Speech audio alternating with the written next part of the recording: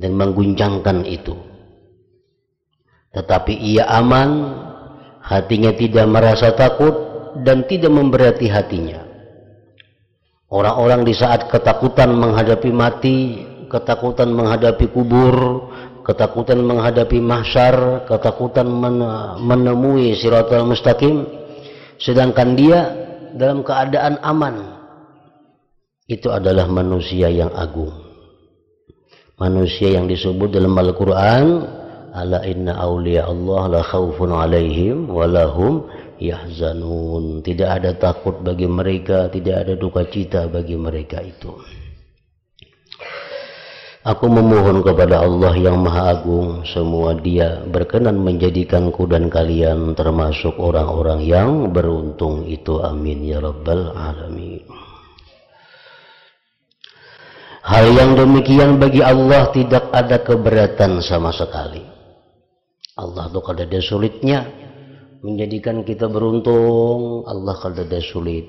Menjadikan kita celaka, Allah kada ada sulitnya.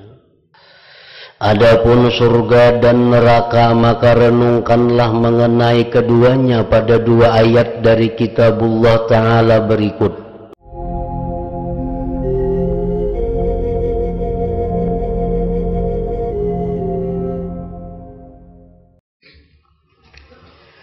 Bismillahirrahmanirrahim. Alhamdulillahirabbil alamin wassalatu wassalamu ala asyrafil anbiya wal mursalin Sayyidina Maulana Muhammadin wa ala alihi wa sahbihi ajma'in. Mengenai hari kiamat, maka renungkanlah, pikirkanlah firman Allah Subhanahu wa ta'ala, yauma nahsyurul muttaqin ila rahmani wafda wa nasuqul mujrimin ila jahannama wirda. Artinya, ingatlah pada hari aku, ujar Tuhan, menggiring orang-orang yang bertakwa kepada Zat yang Maha Pengasih sebagai tamu. Artinya di akhirat, orang-orang yang takwa kepada Allah dibawa menghadap Allah seperti tamu, artinya dimuliakan, dihormati. Dan aku, ujar Tuhan, menggiring orang-orang yang durhaka ke neraka jahanam. Orang yang beruntung akan keluar dari kuburnya pada hari dibangkitkan seluruh manusia yang ada di kubur. Lalu tiba-tiba burak sudah tersedia di luar kubur. Nah, orang-orang yang beruntung, orang-orang yang ahli surga, begitu dibangkit dari kubur, sudah ada tunggangan menunggu di atas kubur. Burak itu adalah binatang hewan surga, yang mana disebutkan kecepatannya burak itu sejauh mata memandang. Burak itu melangkahkan kakinya sampai di mana matanya memandang. Kendaraan yang sangat cepat. Burak sudah tersedia di luar kubur, juga mahkota dan pakaian. Lalu ia mengenakannya dan menunggangnya menuju ke surga Jannatun Naim.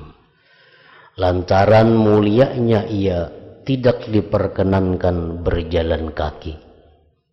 Sebagaimana tadi disebutkan bahwa orang yang takwa itu mereka menuju kepada Allah laksana tamu yang dimuliakan, tidak diperkenankan berjalan kaki. Sedangkan orang yang celaka begitu keluar dari kubur disungsung oleh malaikat Zabaniyah.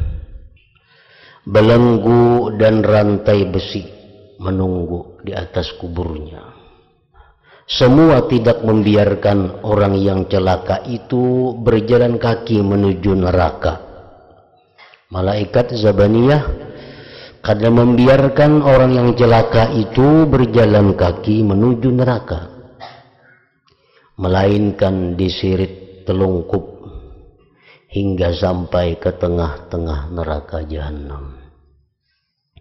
Na'udzubillah min sakhatihi. Kita berlindung dengan Allah dari kemurkaan Allah subhanahu wa ta'ala. Aku pernah mendengar sebagian ulama, ujar Imam Ghazali, meriwayatkan hadis Nabi Muhammad sallallahu alaihi wasallam yang bersabda, yang artinya, apabila datang hari kiamat, maka keluarlah orang-orang dari kubur mereka, yaitu pada waktu tiupan Israfil yang kedua. Nang dalam kubur semuaan keluaran bangkit. Apabila telah datang hari kiamat, maka keluarlah orang-orang dari kubur mereka. Ada yang mengendarai unta yang bersayap hijau, membawa mereka terbang menuju lapangan mahsyar pada hari kiamat. Macam-macam. Ada yang disediakan burak di atas kubur. Nah, kalau burak tadi langsung terbang menuju surga. Ada juga di atas kubur itu orang-orang yang beruntung ini yang hanya mendapatkan unta yang bersayap hijau, membawa mereka terbang menuju lapangan mahsyar pada hari kiamat. Ketika sampai pada pagar surga, para malaikat satu sama lain berbicara, siapa orang-orang itu? Bubuhan mana nang datangan ke halaman surga nih, memakai kendaraan unta bersayap hijau? Kami tidak tahu, ujar sebagian malaikat yang lain. Barangkali dari umat Nabi Muhammad sallallahu alaihi wasallam. Lalu ada malaikat yang mendatangi mereka dan bertanya, siapakah kalian? Dan dari golongan umat yang mana? Orang-orang itu menjawab, kami dari golongan umat Nabi Muhammad sallallahu alaihi wasallam. Malaikat itu bertanya lagi, apa kalian mengalami hisab? Kalian ini langsung ke sini, apakah sudah mengalami hisab? Mereka menjawab, tidak. Malaikat bertanya, apakah kalian ditimbang amal? Mereka menjawab, tidak. Malaikat kembali bertanya, apakah kalian membaca buku catatan amal kalian? Maka malaikat berkata, kembalilah kalian. Semua itu hisab, timbangan amal, dan buku catatan amal berada di belakang kalian. Nah, babulik tuh di malaikat. Babulik dulu. Engkau taliwat ke sini. Dihisab belum, ditimbang belum lagi. Catatan amal kalau dibaca lagi. Mereka bertanya, umat Nabi Muhammad ini bertanya kepada malaikat, apakah engkau pernah memberi kami sesuatu yang menyebabkan kami dihisab? Amun kami bebulik, nang apa garanang dihisab itu? Apa yang dihitung? Dalam hadis lain ungkapannya begini, kami tidak mempunyai apapun yang menyebabkan kami bertindak adil atau menyeliwing. Tetapi kami di dunia senantiasa menyembah Tuhan kami hingga Dia memanggil kami mati. Kami dalam dunia itu kadada berbuat sesuatu yang akan dihisab. Artinya apa? Bahwa orang ini bisa kemungkinan di dalam dunianya sudah menghisab amalnya sendiri. Jadi kami kan untuk apa lagi dihisab? Karena kami di dunia sudah menghitung amal sendiri. Lalu ada seruan yang ditujukan kepada para malaikat itu. Ujar seruan itu, para hambaku itu benar semua keterangan mereka. Orang-orang yang berbuat baik tidak boleh diganggu. Allah adalah zat yang maha pengampun, lagi pula sangat balas kasih kepada hambanya. Nah, maka orang-orang tersebut masuk ke dalam surga kadang melalui hambatan, kadang melalui rintangan, karena mana mereka di dalam dunia sudah membereskan segala urusan mereka. Mereka di dalam dunia sudah menyelesaikan tugas-tugas yang diwajibkan kepada mereka. Yang ada hisab itu di akhirat adalah orang-orang yang belum beres di dalam dunia.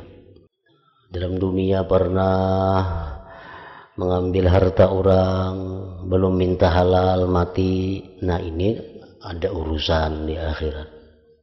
Dalam dunia pernah menganiaya pribadi orang, diri orang, belum minta halal lagi.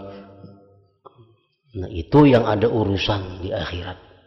Dan bagaimanapun kita banyaknya berisi ibadah kepada Allah, kalau ada sangkut paut dengan dosa manusia, itu Allah kadang akan membiarkannya. Kalau dosa-dosa kita kepada Allah ditimbang, ternyata banyak kebaikan, kita selamat. Selamat. Maksudnya kita berisi dosa 100 dosa kepada Allah, tetapi kita ada kebaikan berisi 110, selamat kita. Nah, tetapi kalau kita berisi kebaikan misalnya 10.000, tapi ada satu dosa kepada makhluk, ini kada akan selamat sebelum yang satu itu menghalalkannya, meridhakannya di akhirat kaina. Nah, jadi inilah contoh-contoh yang akan terjadi di hari kiamat yang menimpa manusia. Ada yang beruntung, ada yang mujrimin, yang celaka tadi.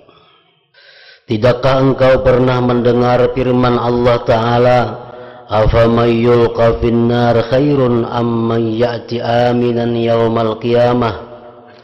Artinya, adakah orang yang dilemparkan ke neraka itu lebih baik, ataukah orang yang datang dalam keadaan aman pada hari kiamat? Tentu orang yang datang dalam keadaan aman itu yang lebih baik di hari kiamat. Betapa agung, betapa mulia orang yang mengetahui perkara-perkara yang mengerikan dan mengguncangkan itu, tetapi ia aman, hatinya tidak merasa takut dan tidak memberati hatinya. Orang-orang di saat ketakutan menghadapi mati, ketakutan menghadapi kubur, ketakutan menghadapi mahsyar, ketakutan menemui siratal mustaqim, sedangkan dia dalam keadaan aman. Itu adalah manusia yang agung. Manusia yang disebut dalam Al-Quran, "Ala inna awliya Allah la khawfun alaihim walahum yahzanun." Tidak ada takut bagi mereka, tidak ada duka cita bagi mereka itu. Aku memohon kepada Allah yang Maha Agung, semua Dia berkenan menjadikanku dan kalian termasuk orang-orang yang beruntung itu. Amin ya rabbal alamin. Hal yang demikian bagi Allah tidak ada keberatan sama sekali. Allah tuh kada ada sulitnya menjadikan kita beruntung, Allah kada ada sulit. Menjadikan kita celaka, Allah kada ada sulitnya. Adapun surga dan neraka, maka renungkanlah mengenai keduanya pada dua ayat dari kitabullah Ta'ala berikut. وَسَقَاهُمْ رَبُّهُمْ شَرَابًا طَهُورًا إِنَّ هَذَا كَانَ لَكُمْ جَزَاءً وَكَانَ سَعْيُكُمْ مَشْكُورًا. Artinya Allah Ta'ala memberi ahli surga minuman yang suci bersih. Difirmankan ganjaran ini adalah pembalasan Allah untuk kalian, dan tingkah laku kalian di dunia dipuji-puji. Ini contoh orang yang berada di dalam surga. Allah Ta'ala menceritakan orang-orang kafir dengan firman-Nya, "Rabbana akhrijna minha fa'in 'udna fa'inna zalimun qala khsa'u fiha wa la tukallimun." Artinya, wahai Tuhan kami, ujar orang-orang kafir yang ada dalam api neraka, Semoga berkenanlah Engkau mengeluarkan kami dari neraka. Jika kami kembali menjadi kafir, maka kami adalah orang-orang zalim. Ini orang kafir minta bulikakan ke dalam dunia. Kami amun dibulikakan ke dalam dunia, ya Tuhan, kami kada kafir, kami akan Islam. Allah Ta'ala berfirman, jadilah kalian hina di neraka dan janganlah berbicara kepadaku. Diriwayatkan bahwa orang-orang kafir sesudah difirmankan ikhsa'u fiha wa la tukallimun, mereka menjadi anjing yang menggunggung di neraka. Na'udzubillah. Kita mohon perlindungan kepada Allah dari siksanya yang pedih. Karena perkara yang kita hadapi adalah sebagaimana apa yang dikatakan oleh Yahya bin Mu'adz Ar-Razi rahimahullah, aku tidak tahu mana di antara dua musibah yang lebih besar. Apakah tidak dapat masuk surga ataukah masuk neraka? Mana sakitnya, kada ke surga atau masuk neraka? Kalau surga kita tidak sabar seandainya tidak diberi izin masuk. Sedangkan kalau neraka kita tentu tidak sabar umpama dimasukkan ke dalamnya. Jadi bagaimanapun juga terlepas dari kenikmatan itu lebih mudah daripada merasakan sakitnya neraka jahanam. Luput daripada nikmat itu lebih mudah daripada merasakan sakitnya neraka jahanam.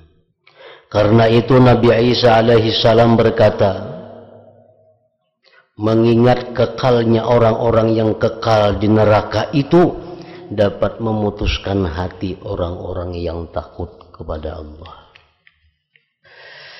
Dituturkan pada Al-Hasan Al-Basri bahwa orang yang terakhir yang keluar dari neraka adalah seseorang yang bernama Hannat. Kan manusia ada langsung dimasukkan ke surga oleh Allah.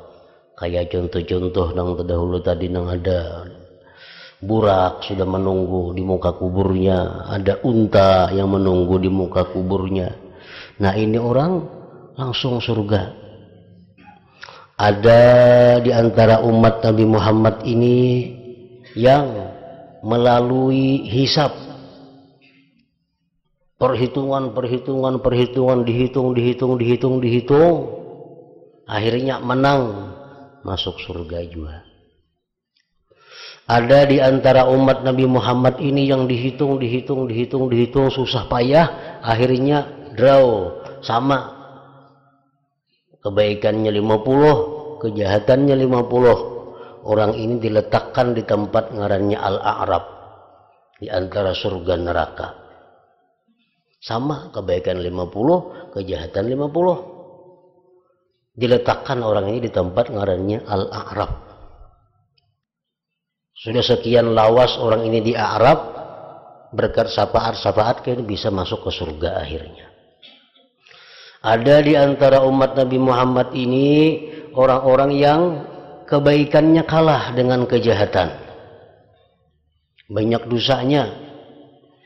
Nah orang ini yang banyak dosa nih, ada yang dapat syafaat dari Nabi, dapat syafaat daripada para wali kah, dapat syafaat daripada para ulama kah, dapat syafaat daripada orang miskin kah. Padahal ini sudah kalah kebaikannya. Cuma karena orang ini ada syafaat, akhirnya selamat. Yang memberi syafaat itu siapa? Bisa Nabi kita, bisa para aulia Allah, bisa para ulama, bisa orang salihin, bisa anak-anak yatim memberi syafaat, bisa orang-orang miskin. Nah, begitu orang ini 40 sudah persen kebaikan, 60 kejahatan, sudah masuk neraka karena kalah. Nah, begitu masuk ke neraka, jalan-jalan menuju neraka dihalangi oleh kanak-kanak. Kada boleh masuk neraka. Ini orang ujar kanak-kanak tadi. Ujar malaikat siapa gerikap nih? Berharap mengandang orang ke sini. Ujar kanak-kanak itu aku ini yatim. Dalam dunia si jin itu rancak memberi makani kami.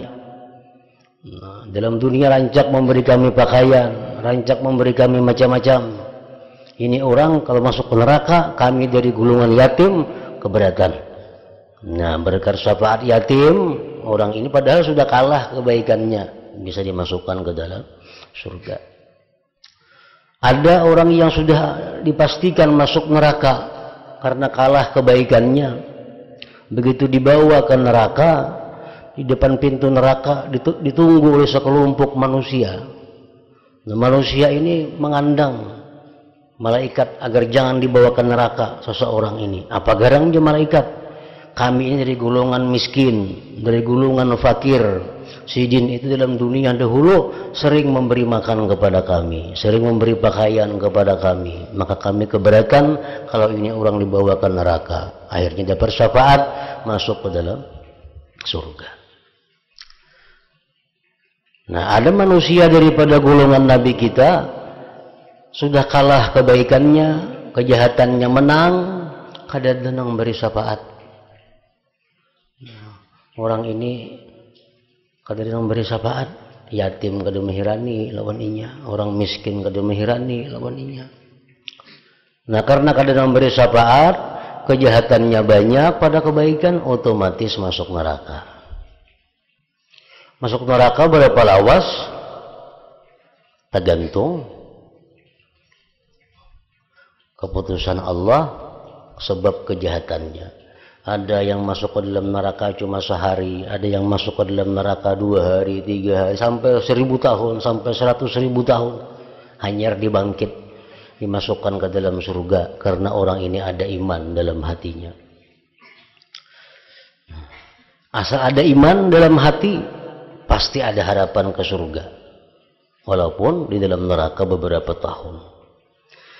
Jadi di dalam neraka itu sudah habis keluaran dah. Orang yang beriman sudah keluaran dari dalam neraka.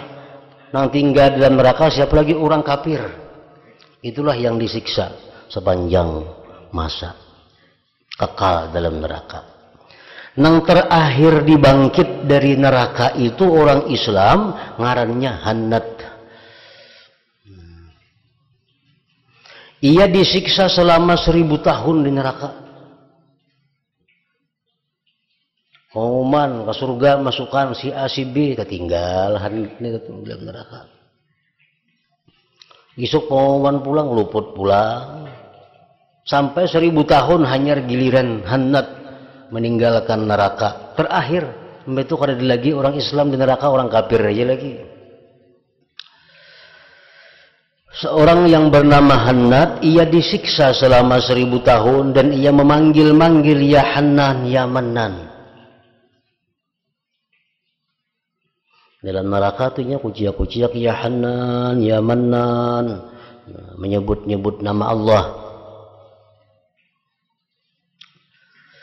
Mendengar itu Hasanul Basri menangis. Dan berkata Hasan Basri, kalau saja aku menjadi Hannad, alangkah senangnya aku.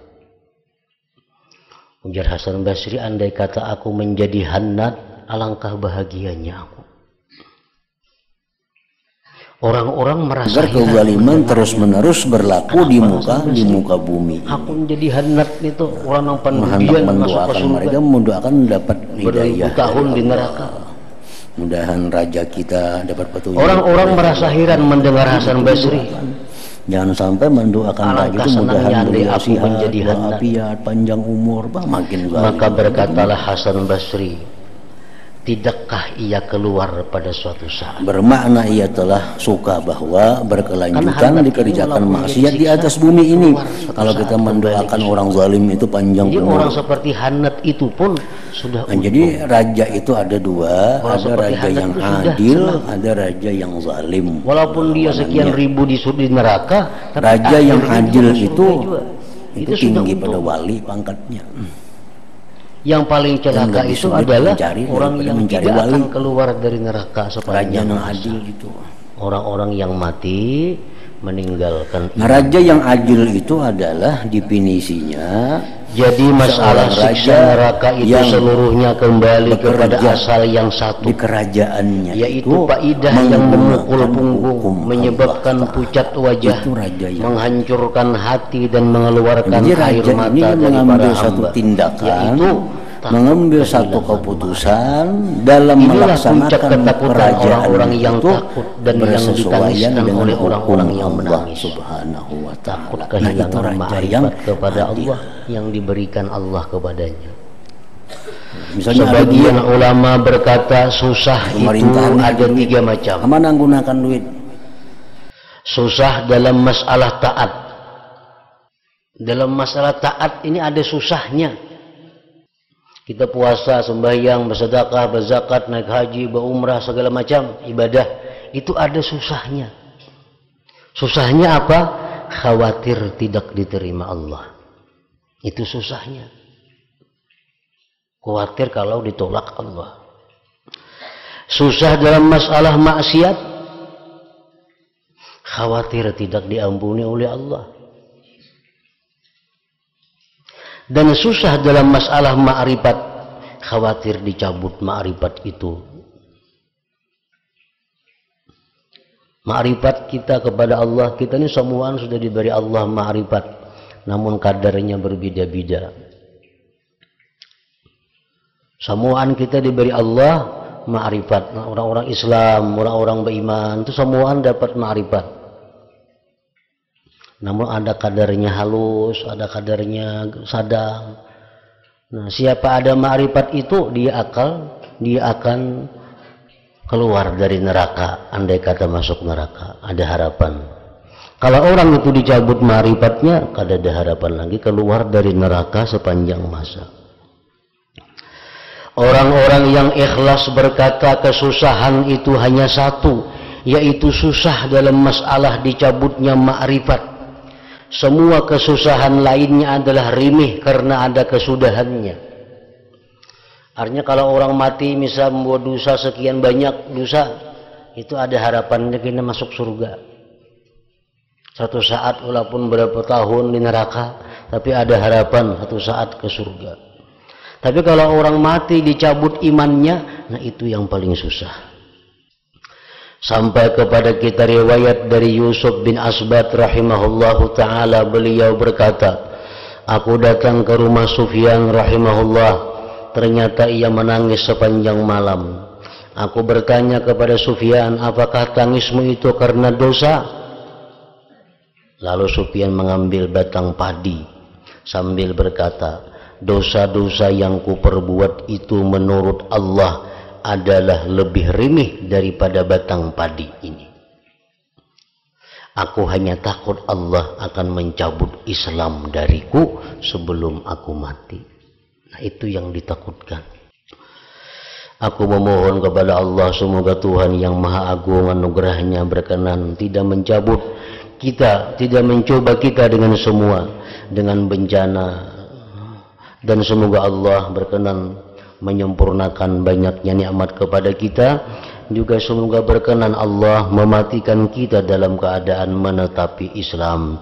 Allah adalah zat yang paling balas kasih kepada para hambanya.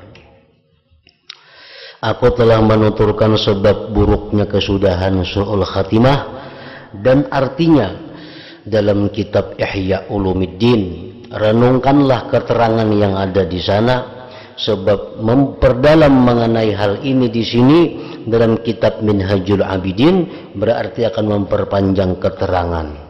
Di dalam Ihya itu lengkap dijelaskan sebab-sebab yang menyebabkan orang itu matinya hilang iman.